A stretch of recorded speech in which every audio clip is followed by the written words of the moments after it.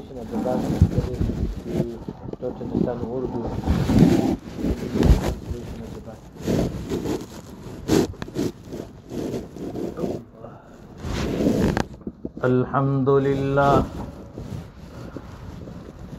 الحمد لله وكفى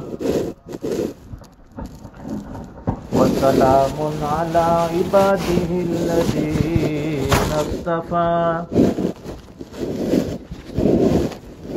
خصوصا على أفضلهم وخاتم النبيين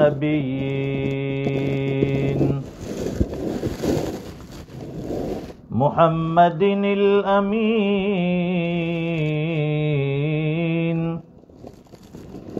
وعلى آله وأصحابه أجمعين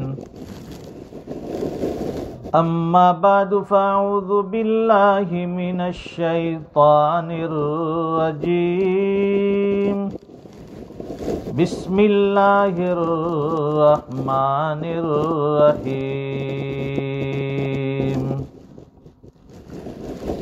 إنا أنزلناه في ليلة القدر وما أدراك ما ليلة القدر ليلة القدر خير من 1000 شهر تنزل الملائكة والروح فيها بإذن ربهم من كل أمر سلام هي حتى مطلع الفجر صدق الله العظيم اللهم صل على سيدنا ومولانا محمد وعلى آل سيدنا محمد وبارك وسلم۔ بزرگوں اور دینی بھائیوں، انسان اپنی مرضی سے دنیا میں نہیں آیا اور نہ اپنی مرضی سے وہ دنیا سے جائے گا۔ آیا بھی وہ اللہ کی مرضی سے ہے اور جائے گا بھی اللہ کی مرضی سے۔ جب ہمارا آنا اللہ کی مرضی اور فیصلے کے مطابق ہے اور ہمارا جانا بھی اللہ کے فیصلے کے اوپر طے ہے، تو پھر درمیانی زندگی بھی اللہ کی مرضی کے مطابق ہو جائے وہ انسان کامیاب ہے۔ یہ تو ہماری نادانی ہوگی، ہماری غفلت اور کوتاہی کہلائے گی کہ رب نے اپنی مرضی سے بھیجا ہے اور ہم یہاں اپنی مرضی کی زندگی گزارتے ہیں۔ عقل مند انسان وہ ہیں جو اپنے مالک کا حکم مانے، اپنے پیدا کرنے والے کے ہر حکم کو سر تسلیم خم کر دے اس کے سامنے۔ وفادار اولاد وہ ہیں جو اپنے والدین کے حکم کے سامنے جھک جائے، اپنی سب چیز قربان کر دے، یہ وفادار اولاد ہے۔ وفادار بیوی اور وائف وہ کہلاتی ہیں جو اپنے شوہر کے اشارے کے اوپر چلنے والی ہو۔ تو ایک وفادار بندہ بھی وہ کہلائے گا جو اللہ کے حکموں کے مطابق اور جناب رسول اللہ صلی اللہ علیہ وسلم کے طریقے کے مطابق اپنی زندگی گزارے۔ یا ایھا الذین آمنوا اطیعوا اللہ واطیعوا الرسول۔ قرآن کریم کا حکم ہے کہ اے ایمان والو، اللہ کا حکم بھی مانو، اللہ کے رسول کا حکم بھی مانو، اللہ کی اطاعت بھی کرو، رسول اللہ کی اطاعت بھی کرو۔ کیونکہ حضور پاک صلی اللہ علیہ وسلم کے واسطے ہمیں اللہ تعالیٰ نے یہ دین دیا. اطاعت اللہ اور اطاعت رسول دونوں ہمارے لیے ضروری ہے. کلمہ جو ہم پڑھتے ہیں لا الہ الا اللہ، تو اس کے ساتھ محمد الرسول اللہ بھی ضروری ہے، اللہ کی وحدانیت کا بھی اقرار اور جناب رسول اللہ صلی اللہ علیہ وسلم کی رسالت کا بھی اقرار ضروری. جب دونوں جز ملیں گے تو کلمہ پورا ہوتا ہے. دونوں کی اطاعت ہوگی تو انسان کا ایمان پیدا ہوگا، انسان کے ایمان میں جلا پیدا ہوگا، تازگی آئے گی، روشنی آئے گی. حضور پاک صلی اللہ علیہ وسلم نے کتنا بہترین دین لا کر ہمیں دیا، اتنا بہترین اور اتنا خوبصورت اسلام ہمارے سامنے پیش کیا. اسلام کا مطلب ہی ہے سلامتی. جو اس میں انٹر ہوتا ہے، داخل ہوتا ہے، وہ سلامتی میں آ جاتا ہے. اسلم تسلم، کہ اسلام لاؤ تو انسان امن میں آ گیا، سلامتی میں آ گیا، اللہ کی حفاظت میں آ گیا. آج ہم لوگ حفاظت کے لیے تعویذ گھنڈے اور نہ جانے کیا کیا عمل کرتے ہیں کہ بھائی مجھے کسی کی بری نظر نہ لگ جائے، کوئی میلہ مجھے نہ کر دے، میں کسی کی پناہ میں آ جاؤں، میں کسی کی حفاظت میں آ جاؤں. اللہ فرماتے ہیں کہ تو اسلام قبول کر لے، سلامتی میں آ جائے گا، میری حفاظت میں آ جائے گا. تو ہم لوگ تو پہلے سے محفوظ ہیں، اور پھر اللہ نے یہ پیاری کتاب ہمیں عطا فرمائی. دنیا کا کوئی تعویذ قرآن کریم سے بڑھ کر نہیں ہو سکتا. دنیا کا کوئی وظیفہ، کوئی عمل قرآن کریم سے بڑھ کر نہیں ہو سکتا. اس لیے تو یہ معوذتین نازل کی، سورہ فلق اور سورہ ناس.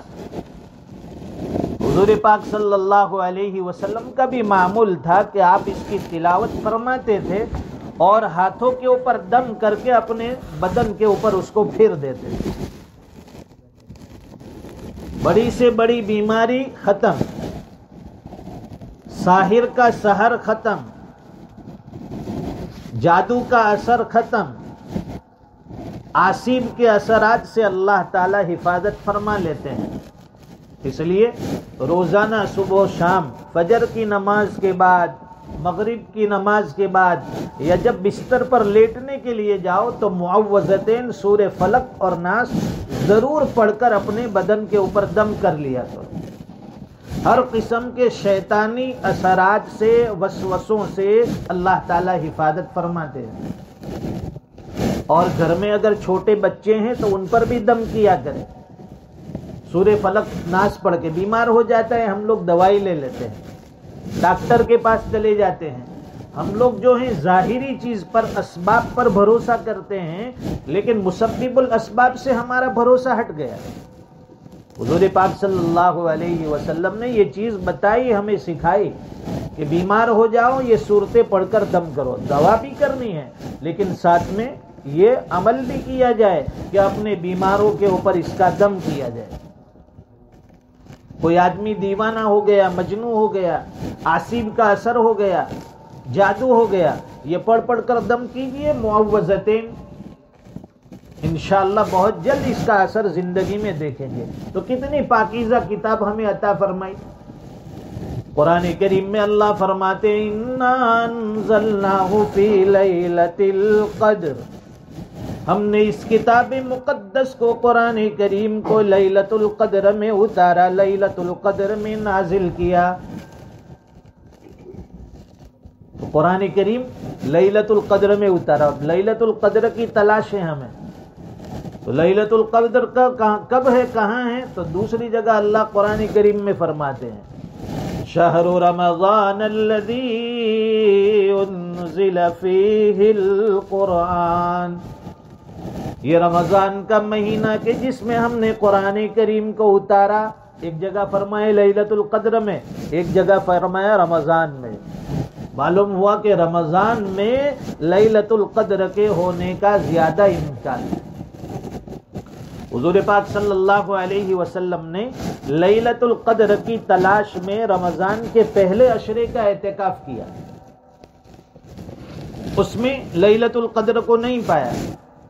جو صحابہ کرام اعتکاف میں بیٹھے تھے، پہلے عشرے کے بعد وہ جا رہے، حضور پاک صلی اللہ علیہ وسلم نے فرمایا کہ دوسرے عشرے کا بھی میرے ساتھ اعتکاف کرو۔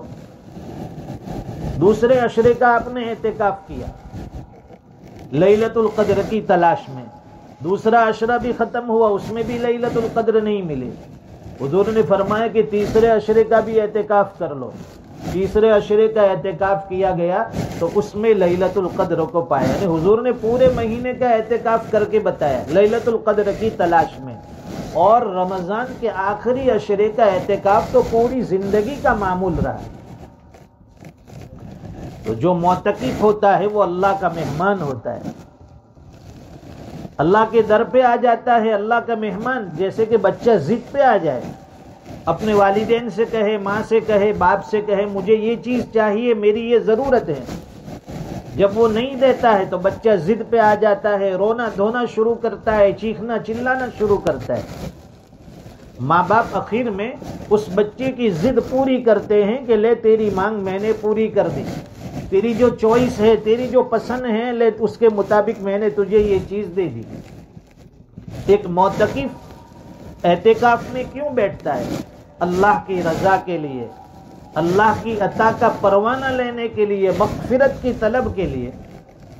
اس کا مقصد ہی یہ ہے کہ لیلۃ القدر مل جائے۔ تو لیلۃ القدر ملے گی تو کیا ہوگا؟ حضور پاک صلی اللہ علیہ وسلم حدیث شریف میں فرماتے ہیں من قام لیلۃ القدر ایمانا واحتسابا غفر له ما تقدم من ذنبه، کہ جس نے لیلۃ القدر کو پا لیا، لیلۃ القدر کی عبادت جسے نصیب ہو گئی، ایمان اور یقین کے ساتھ کھڑا ہو گیا، لیلۃ القدر کی عبادتیں اسے مل گئی، اللہ تعالیٰ اس کی پچھلی زندگی کے سارے گناہ معاف فرما دیتے ہیں، اس کی مغفرت فرما دیتے ہیں۔ غفر له ما تقدم من ذنبی، اس کے پچھلے سارے گناہ معاف، تو مغفرت مل گئی۔ تو مہمان ہے معتکف، اور میزبان کی یہ چاہت ہوتی ہے کہ میں اپنے مہمان کو راضی کر دوں، میں اپنے مہمان کو خوش کر لوں۔ جب میرا مہمان خوش ہو جائے گا تو میزبان بھی خوش ہو جاتا ہے کہ مہمان یہاں سے خوش ہو کر گیا، دعائیں دے کر گیا۔ تو اللہ تعالیٰ بھی اپنے بندوں کی مغفرت کے لیے، اپنی مغفرت کا پروانہ دینے کے لیے معتکف کو راضی کر دیتے ہیں۔ میرے بندوں نے اعتکاف کیا، مجھے راضی کرنے کے لیے میں نے ان کی مغفرت کر دی۔ اور جو اعتکاف میں نہیں ہے وہ بھی لیلۃ القدر کی تلاش کرے۔ وہ اس طرح کے روزانہ ہم عشاء کی نماز تو پڑھ لیتے ہیں، اور پھر تراویح بھی انشاءاللہ اللہ کی توفیق سے پڑھ لیں گے، ساتھ میں یہ عمل بھی کرے کہ روزانہ 2-4 رکعت اگر گھر پر نہیں پڑھ سکتے یہی مسجد میں پڑھ لے، یا سحری کے وقت جب کھانے اٹھیں گے اس وقت 2-4 رکعت تہجد کی نیت سے پڑھ لے، تھوڑی تلاوت کر لے، تھوڑا اللہ کے سامنے ہاتھ اٹھا لے۔ اگر عشاء کی نماز با جماعت ادا کی، فجر کی نماز با جماعت ادا کی، درمیان میں کچھ نہیں کیا، تب بھی اللہ تعالیٰ لیلۃ القدر کا ثواب دیں گے۔ لیکن جو جتنا زیادہ کرے گا، کیونکہ ہماری خواہشات زیادہ ہیں، ہماری ضرورتیں زیادہ ہیں۔ اگر دنیا میں آپ کسی سے پوچھو کہ آپ کو کون سا مکان چاہیے، کہے گا کہ 8-10 بیڈ روم والا دے دو۔ اگر مل گیا، ساتھ میں کیا فیسلٹیز چاہیے، تو 2-4 گاڑیاں اچھی ہو، سوئمنگ پول بھی ہو، یہ فیسلٹی ہو، وہ فیسلٹی ہو۔ یہ ساری چیزوں کے لیے ہمیں پے کرنا پڑتا ہے، اس کے لیے پیسے خرچ کرنے پڑتے ہیں۔ جتنا آدمی زیادہ اسپینڈ کرے گا، پیسے زیادہ خرچ کرے گا، فیسلٹی زیادہ ملے گی، اس کی راحت کے سامان اسے زیادہ میسر ہوں گے۔ تو اللہ تعالیٰ لیلۃ القدر کا ثواب تو اس پر بھی دیں گے، لیکن جو جتنے زیادہ اعمال کرے گا اس کا درجہ اور مرتبہ اللہ کے یہاں اتنا زیادہ ہوگا۔ جنت اللہ نے دینے کا وعدہ کیا ہے کہ جنت ایمان والوں کو عطا کروں گا۔ ایمان کی بنیاد پر اللہ تعالیٰ جنت تو دے دیں گے۔ کلمہ پڑھا، کوئی عمل نہیں کیا، اللہ تعالیٰ جنت دیں گے اس بندے کو. لیکن پھر ہماری جنت کے اندر ضرورتیں ہوگی، جنت کے اندر مراتب ہوں گے. کسی کو کم درجے کی جنت، کسی کو اس سے اعلیٰ درجے کی جنت، کسی کو اس سے اعلیٰ درجے کی جنت. جنت الفردوس سب سے اعلیٰ. تو انسان کی یہ خواہش ہے کہ مجھے بڑی جنت ملے، جنت الفردوس. اس لیے کہا کہ دعا مانگے تو یہ دعا مانگو، اے اللہ ہم آپ سے آپ کی جنت کا سوال کرتے ہیں، وہ بھی جنت الفردوس. جنت الفردوس مانگیے، اعلیٰ جنت. تو انسان کی چاہت یہ ہے کہ مجھے اعلیٰ سے اعلیٰ جنت ملے. دنیا میں چاہت یہ ہے کہ اچھی سے اچھی لائف اور زندگی ملے. اس کے لیے اسے یہاں دنیا میں محنت کرنی ہے، پیسے کمانے ہیں، پیسے خرچ کرنے ہیں. تو جنت اعلیٰ چاہیے، اس کے لیے بندے کو دنیا میں محنت کرنی پڑے گی، اعمال صالحہ کرنا پڑے گا، جو آخرت کی کرنسی ہے، آخرت کی نیکیاں ہے. قرآن کریم میں اللہ فرماتے ہیں ان اللہ اشترى من المؤمنین انفسهم واموالهم بان لهم الجنہ. اب تعالیٰ شانہ فرماتے ہیں کہ ہم نے ایمان والوں سے اس کی جان کو بھی خرید لیا، اس کے مال کو بھی خرید لیا جنت کے بدلے میں. تو انسان کی جان، اس کی کوئی ویلیو نہیں ہے. کوئی ویلیو ہے؟ کوئی ویلیو نہیں. یہ جان انسان کی گھٹیا ہے. مال، اس کی بھی کوئی ویلیو نہیں ہے، آج ہے کل نہیں ہے. اور جس کے پاس مال ہے وہ بھی زندہ ہے، جس کے پاس نہیں ہے وہ بھی زندہ ہے. یہ دونوں گھٹیا چیزیں ہیں، جان بھی اور مال بھی. تو ان چیزوں کے بدلے میں اللہ تعالیٰ نے ایمان والوں سے سودا کیا ہے کہ یہ دونوں چیزیں میری ہو گئی، تیری جان بھی میری، تیرا مال بھی میرا، بدلے میں تجھے میں جنت عطا کرنے والا ہوں. تو کتنی بہترین چیز اور کتنا سستا سودا ہے ہمارے لیے کہ جان اللہ کے لیے ہو گئی، مال اللہ کے لیے ہو گیا. اس لیے صحابہ کرام کبھی بھی جان کی پرواہ نہیں کرتے. جہاں نکل گئے، جس راستے میں نکل گئے، جان کی بازی لگا دیتے. یہ لیلۃ القدر بھی اسی لیے تو عطا کی. ایک مرتبہ حضور پاک صلی اللہ علیہ وسلم نے صحابہ کرام کے مجمع میں بیان کیا، ارشاد فرمایا، بنی اسرائیل کے ایک شخص کا واقعہ ذکر کیا. بنی اسرائیل جن کی عمر لمبی طویل ہوتی تھی، فرمایا کہ بنی اسرائیل میں ایک شخص تھا جس نے 1000 سال تک اللہ کے راستے کے اندر جنگ کی، اللہ کے راستے میں لڑتا رہا 1000 سال. صحابہ کرام کو تعجب ہوا، 1000 سال تو وہ اللہ کے راستے میں جان کی قربانی دیتا رہا. اب اس امت کی تو عمر اتنی ہے نہیں، 60 70 80. تو صحابہ کرام کو تعجب ہوا کہ ہم پھر اس مرتبے کو، اس درجے کو کیسے پہنچ سکتے ہیں. تو اللہ تعالیٰ نے یہ سورت نازل فرمائی، انا انزلناہ فی لیلۃ القدر وما ادراک ما لیلۃ القدر. کیا آپ کو خبر بھی ہے لیلۃ القدر کیا ہے؟ لیلۃ القدر خیر من 1000 شہر. لیلۃ القدر یہ 1000 مہینوں سے افضل ہے، 1000 مہینوں کی عبادت سے بہتر ہے. تو جس کو یہ نصیب ہو گئی، زندگی میں ایک مرتبہ مل گئی، ایک مرتبہ 50-60 سال کی زندگی میں ایک مرتبہ بھی لیلۃ القدر نصیب ہوئی تو 83 سال 4 مہینے کا ثواب اللہ تعالیٰ نامہ اعمال میں لکھ دیں گے. اور بعض اللہ کے بندے ایسے ہیں کہ جن کو تو ہر سال اللہ تعالیٰ لیلۃ القدر نصیب فرماتے ہیں، کیونکہ طلب ان کی ایسی ہے. ہماری وہ طلب نہیں ہے. اعمال صالحہ کے لیے طلب ضروری ہے، اور انسان کے اندر اس چیز کی عظمت ہوگی، دین کی عظمت ہوگی، دین زندگی میں آئے گا. اعمال کی عظمت ہوگی، اعمال زندگی میں آئیں گے. مال و دولت کی عظمت ہے، قدر ہے، ویلیو ہے، اس کے لیے ہم لوگ دوڑ بھاگ کرتے ہیں، کیسے بھی کما لیتے ہیں، کیونکہ اس کی عظمت ہے، اس کی محبت ہے، اس کی قدر ہے. اگر انسان کو آخرت کی قدر معلوم ہو جائے، جنت کی قدر معلوم ہو جائے، اللہ کی عطا اور بخشش کی قدر معلوم ہو جائے، ساری چیزیں داؤ پر لگا دے گا اور اللہ کی رضا حاصل کرے گا. اعمال صالحہ کے لیے جان توڑ محنت کرے گا. تلاوت کا ہمارے جوانوں کا حال کیا ہے؟ پاؤ پارا تلاوت کی رمضان میں، وہ بھی پورے سال تو قرآن کریم الماری میں رکھا ہے، جب رمضان آیا اسے اتارا اور پڑھنے کے لیے شروع کیا، ابھی پاؤ پارا بھی نہیں پڑھتے، اور اس کے بعد کہتے ہیڈنگ، سر میں درد شروع ہو گیا۔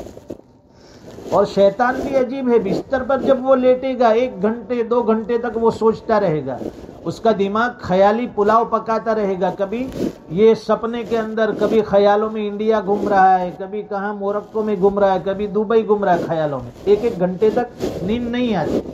اور جیسے ہی قرآن کریم لے کر بیٹھتا ہے تو سکینت نازل ہوتی ہے، دو پیج ابھی پڑھے گا اور جھونکے مارنا شروع کر دیتا، چلو صدق اللہ العظیم، اونگو آوتی چاہیے۔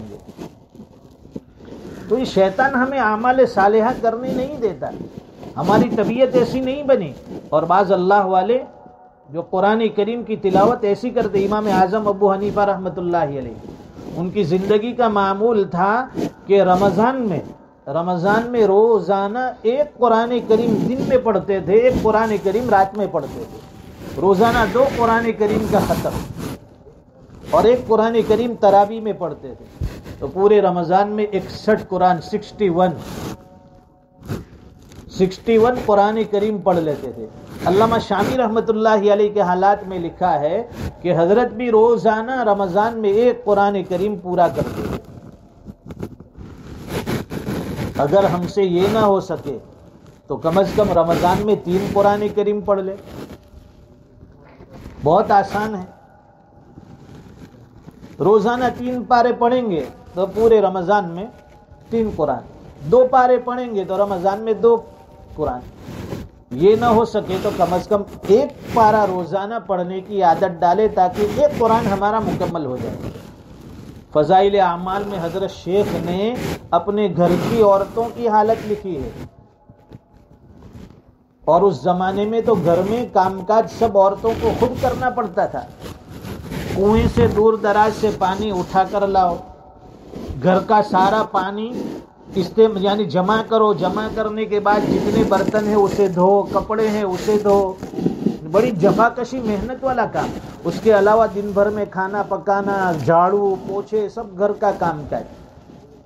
تو حضرت فرماتے ہیں کہ ہمارے گھر کی مستورات دن بھر میں گھر کا کام کاج کرنے کے ساتھ ساتھ 10-12 پارے آسانی سے پڑھ لیتی ہیں۔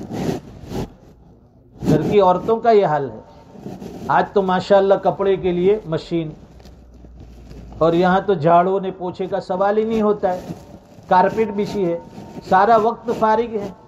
اعمال کرنا چاہے انسان بہت کچھ کر لیتا ہے، لیکن ہم لوگ بہت جلدی تھک جاتے ہیں، تھوڑے سے اعمال کر کے ہم تھک جاتے ہیں۔ 1 پارہ پڑھ لیا تو ایسا سمجھتے ہیں کہ آج تو جنید بغدادی کا مقام مجھے مل گیا، اور کسی دن تہجد میں 2-4 رکعت پڑھ لی تو سمجھتا ہے کہ میں شیخ سعدی سے آگے نکل گیا۔ صحابہ اکرام دنیا کے اعتبار سے ریس نہیں لگاتے تھے، وہ اعمال صالحہ میں ریس لگاتے تھے، نیکیوں میں ریس لگاتے تھے۔ پتہ چلا کہ کسی نے 1 پارہ پڑھا ہے، دوسرے کی کوشش یہ ہوتی ہے کہ میں 2 پڑھوں گا۔ کوئی روزانہ 5 پڑھتا ہے، ان کی کوشش ہوتی ہے میں 10 پارے پڑھ کے بتاؤں۔ کوئی روزانہ 20 رکعت نفل پڑھتا ہے، ان کی کوشش یہ ہوتی تھی کہ میں 40 رکعت پڑھ کے بتاؤں۔ اور ہم لوگ کیا ہے، ڈھیلے ڈھالے۔ پوچھتے کہ بھائی تو نے کتنا پڑھا قرآن؟ کہ میں نے ماشاءاللہ آج 5 پارے پڑھ لیے۔ تو نے؟ میں تو بیمار رہا کروں، لے 21 پارہ پڑھو میں تو۔ دسترخوان پہ وہ بیمار آدمی وہ صحت مند تندرست کو بھی ہرا دے گا، جب وہ بھائی چڑھائے گا، آستین اٹھائے گا، پھر دیکھو۔ تو ہمارے اکابر جو تھے اعمال صالحہ کرتے تھے، غذا ان کی کم تھی۔ ہم اپنے آپ کو کمزور کہتے ہیں کہ ہم تو بہت کمزور ہے، کمزور امتی ہے، لیکن کھانا جو ہے پہلے کے مقابلے میں زیادہ ہمارا ہے، سونا ہمارا زیادہ ہے۔ وہ رات کو چند گھنٹے 2-4 گھنٹے آرام کر لیتے اور پھر عبادت میں، تلاوت میں، دعاؤں میں اپنے آپ کو لگا دیتے تھے۔ اصل میں اعمال صالحہ کی پریکٹس نہیں ہے، مشق نہیں ہے۔ رمضان کا 1 مہینہ آتا ہے، انسان اس کی قدر کر لے، ایک مسلمان اس کی قدر کر لے، اللہ تعالیٰ سال کے 11 مہینے اس کے لیے اعمال کرنا آسان کر دے گا۔ اس ایک مہینے کی قدر جس نے کر لی، سال کے 11 مہینے اللہ فرماتے ہیں کہ بندے تیرے لیے آسان کر دیں گے۔ دیکھیے ابھی موقع ہے ہمارے پاس، 2 عشرے رمضان کے چلے گئے، اب یہ آخری عشرہ جہنم کی آگ سے چھٹکارے کا۔ اللہ تعالیٰ جہنم کی آگ سے جہنمیوں کو آزاد کر رہے ہیں، اور بے حساب اللہ تعالیٰ آزاد فرماتے ہیں۔ تو ہمیں چاہیے کہ موقع ہے ہمارے پاس، اللہ کے سامنے دعائیں مانگے، اس آخری عشرے کو غنیمت جانے کہ اللہ 2 عشرے تو گزر گئے غفلت میں، یہ آخری عشرہ ہے، اس کی قدر دے دے، اس کی توفیق دے دے، اور ہمیں بھی جہنم سے چھٹکارا پانے والوں میں شامل کر دے۔ رمضان ختم ہونے سے پہلے پہلے اللہ تعالیٰ بندے کو مغفرت کا پروانہ دے دیتے ہیں، اور عید کے دن بندہ ایسا ہو جاتا ہے جیسے کہ ماں کے پیٹ سے پیدا ہوا، گناہوں سے بالکل پاک صاف۔ اس لیے فرشتے رشک کرتے ہیں عید کے دن کہ یہ کون خوش نصیب لوگ ہیں۔ اللہ کی طرف سے اعلان ہوتا ہے کہ یہ میرے وہ بندے ہیں جنہیں رمضان میں میرے نام پر روزہ رکھا، میرے نام پر بھوکے پیاسے رہے، رات میں تراویح میں کھڑے رہے، اللہ کا قرآن سنتے رہے۔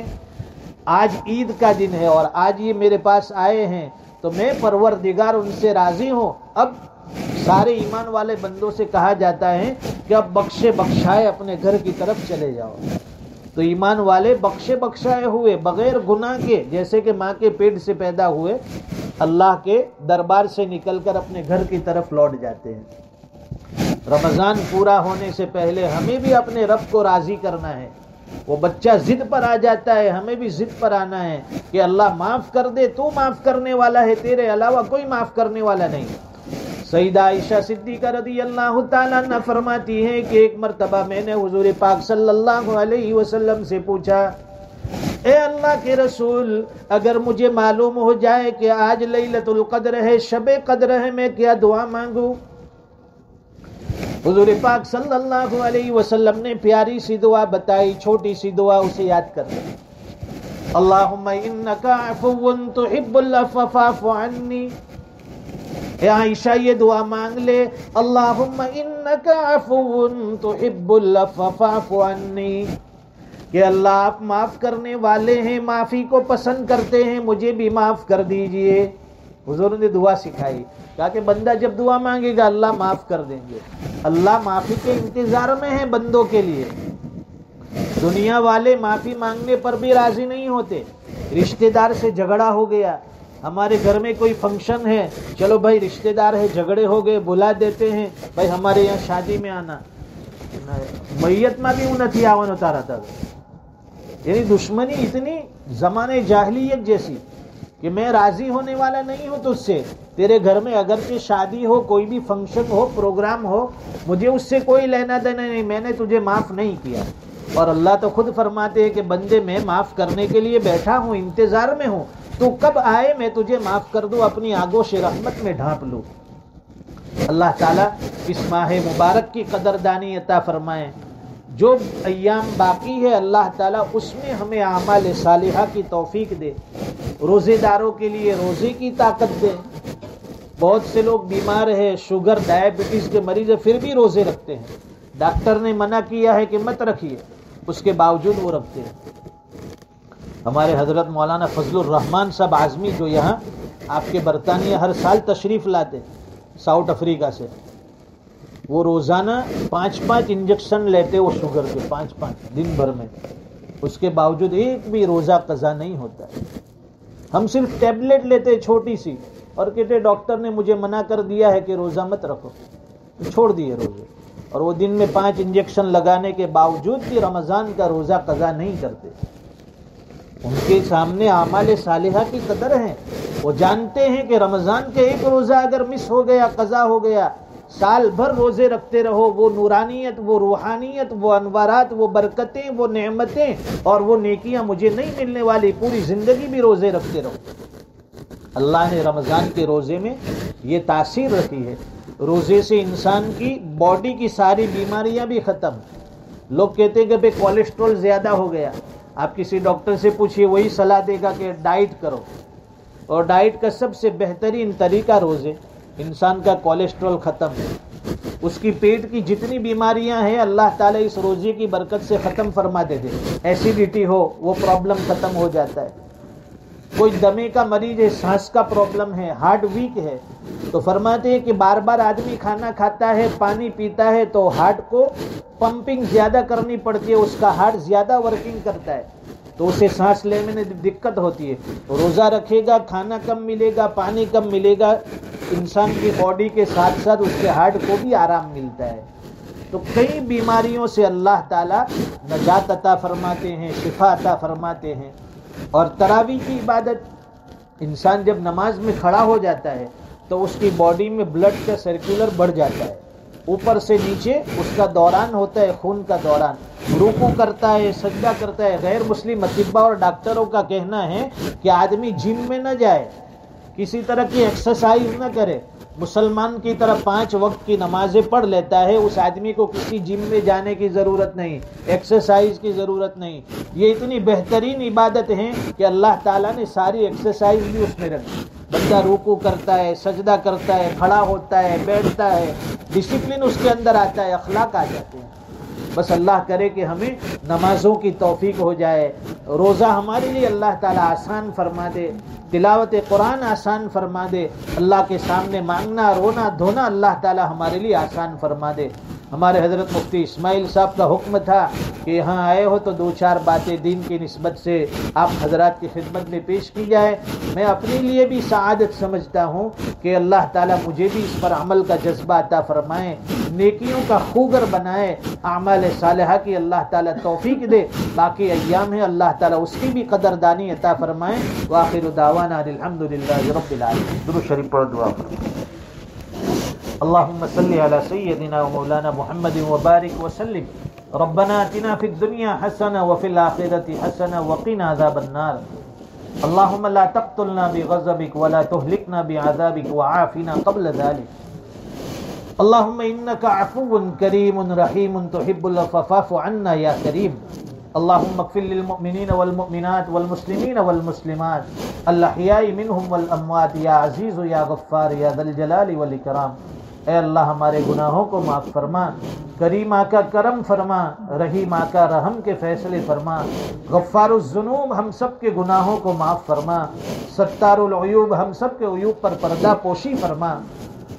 اے اللہ پیدا ہونے سے لے کر آج تک نافرمانیاں کرتے رہے, منمانی کرتے رہے, اپنی مرضی والی زندگی گزارتے رہے, آپ کو ناراض کرتے رہے. اے اللہ ایسا کوئی دن ہمیں دکھا دے کہ ہم آپ کو راضی کر لے, ایسا کوئی عمل ہم سے کروا لے کہ ہم آپ کو خوش کر دے. اے اللہ ہم چاہے یا نہ چاہے ہم سے نیک اعمال کروا لے, تیرے دین کی خدمت لے لے, ہمیں محروم نہ فرما. ہماری نسلوں میں دین زندہ فرما. اے اللہ نسلوں میں علم زندہ فرما, نسلوں میں دین کی بقا کے فیصلے فرما, گھروں میں دین کے چرچے فرما. اے اللہ حالات خراب ہو چکے ہیں, ماحول بگڑ چکا ہے.